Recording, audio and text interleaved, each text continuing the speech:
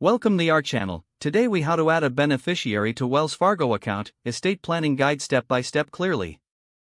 To add a beneficiary to your Wells Fargo account, start by visiting your local Wells Fargo branch.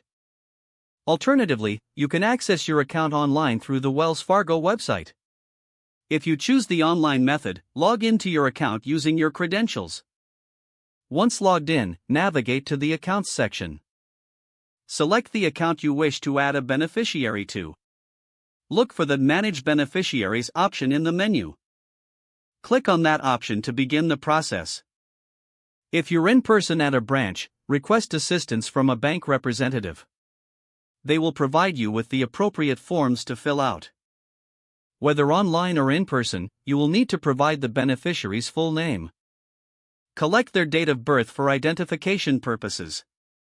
You may also need to include their social security number for verification. After entering the required information, review it for accuracy. If everything is correct, submit the form through the online portal or hand it back to the representative at the branch. You will receive a confirmation of your beneficiary designation.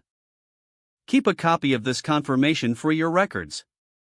Make sure to check your account periodically to ensure your beneficiary information remains accurate. If your situation changes, revisit the process to update or change your beneficiary as needed.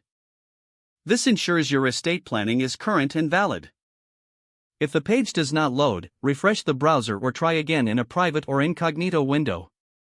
Make sure you are using the correct email address, then retype it carefully to avoid small typos. If your password is not accepted, use the reset option and create a new strong password you can remember. Check your spam folder for verification or security emails, then complete any requested confirmation steps. Enable two-factor authentication if available to improve account security and reduce unauthorized access risk. After signing in, review your profile details so your contact information and settings are accurate and current. If you see an error message, note it down and try again after restarting your device and internet connection.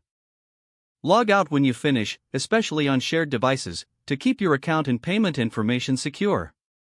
If the page does not load, refresh the browser or try again in a private or incognito window. Don't forget to like this video and subscribe to our channel for more step-by-step tech guides.